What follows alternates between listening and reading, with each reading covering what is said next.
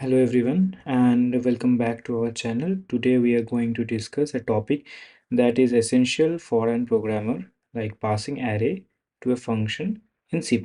Okay, so in this video we will learn how we can pass an array to a function. Okay, so as we know, this is a function and how we can pass this array to this function. Okay, so before that we should know what is an array. Array is a collection of data stored in a consecutive memory locations. Okay, they are stored in a consecutive way.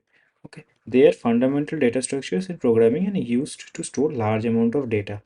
Now the next question will arrive, like why we want to pass a data, like pass arrays, the data of array to a function, like why we want to do it. Okay, the answer is that like passing an array in a function allows us to process the data stored in the array in a useful manner. Okay, so we can pass the data and make it a useful in a useful manner, and we can perform some specific task, for example searching on an array. Okay, and we can do sorting on an array. Okay, this kind of specific task we can perform it by passing the array in a function. Now the next question will arrive, like now okay, we understand now how we can pass the array. Okay, actually we can pass the array by using pass by reference. Okay, we actually will be passing the array by pass by reference. Pass by reference. What is the meaning of pass by reference? Or let me first discuss how we will be passing the array. First and foremost, we will create an array. We will create an array and just with fixed size, maybe a 10 or something size of fixed array. Now what we will be doing, we will create a function, maybe named as ABC, and we will give the function from the main, like we will call the function from the main function, and we will give it the array head. Okay, we will give it the array head and the length of the array. Just give me a minute. We'll give it the length of the array. Okay, now why we are giving it the array head and the length of the array? Actually, if you guys remember from our previous video, like array head actually stored the first element. Okay, the or not the first element, not for the first element, the first index. Okay, for the address of the first index. So our array head actually stored the address of our first index. Okay, or the initial address of our array. So we are passing here the address. Okay, we are passing here the initial address here. So actually we are passing here the address in a pointer here. Okay, we will store it in a pointer. So this reason only it is called as pass by reference. Okay, we are passing the reference or the reference address here. Okay, to the function. So this is why it is known as pass by reference. Now if you guys don't know about pointers, just ignore. We will be passing the address in this function, and we will also pass the length. Okay, so let's go to the code and try to implement it. Okay, here I created an array. Okay, int array, I just named it at arr and I just give it a 10 size. Okay, now let us see how we can pass it to a function. So for that, let me first create a function, and I can take it a return type, give it a return type of void, and just name it like print array. We can print array, and we can, what we have to do now in this print array, we will be getting the array. To give this function our array, now what we have to do, we actually have to first of all call this function from our main function, and here we have to give it the array name. Okay, the array head, actually this is the array head. Actually we have to give it the array head and the length of the array. Okay, so in our case, what's the length of the array? It's 10 here.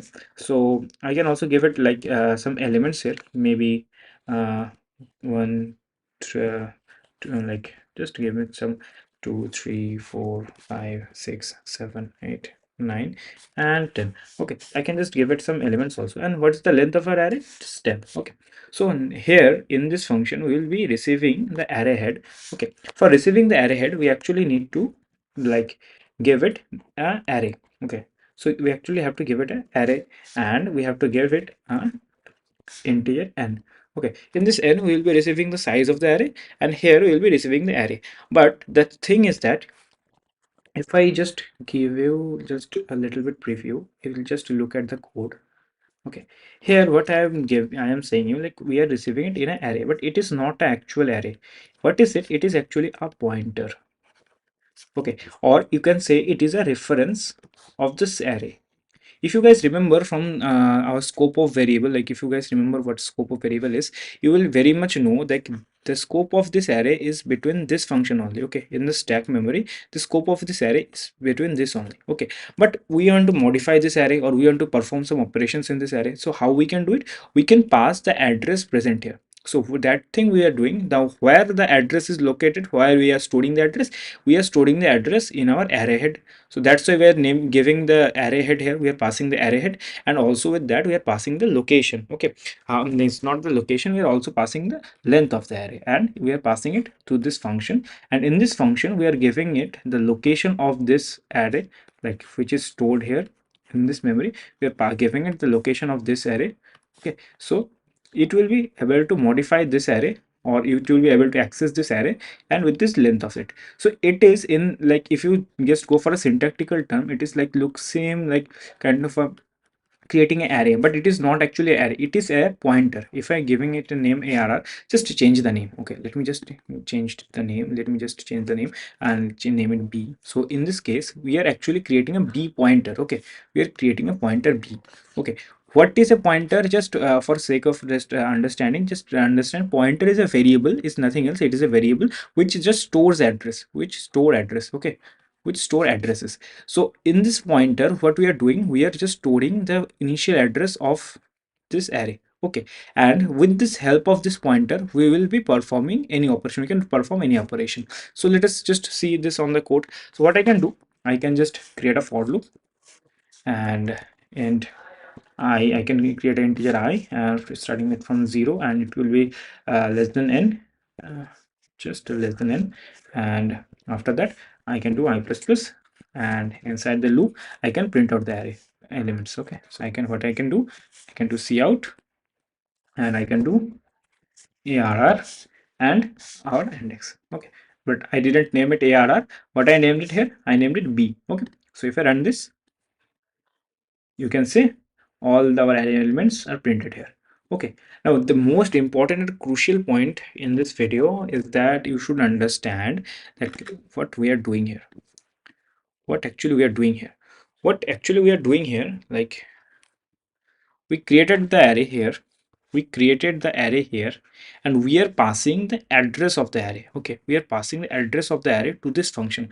We are not passing the entire array. What we are doing, we are giving it the reference. That's why I said it's known as passing the reference of the array to a function. Okay, we are passing the reference or the address of the array to this function, so this function can perform here. So it is not creating a new array.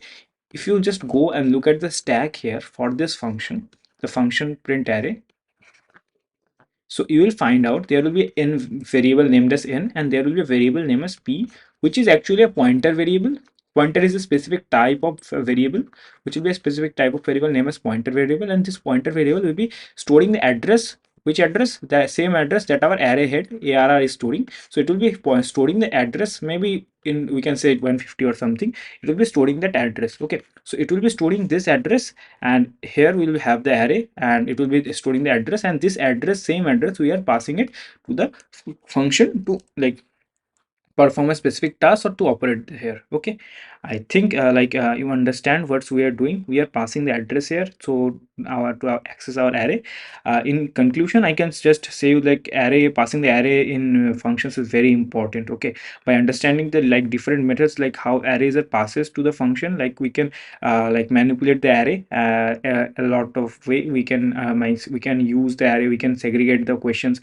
Like if you, when we will getting the questions, we can segregate the questions and perform different kind of operations on different part, or like different functions. So our code will be more modular, our code will be more clean, and we can like make like the code more like readable also. Okay, and it is a very important skills. Okay, and like to understand how arrays are stored, and I hope that you just get the concept, like how arrays are stored and how arrays are passed on a like function, like with the help of reference. And if you just like the video, and if you're watching till the end, like please do like and subscribe to the video. It is like really motivational booster for me. So thank you, and thanks for watching. I will see you on the next video.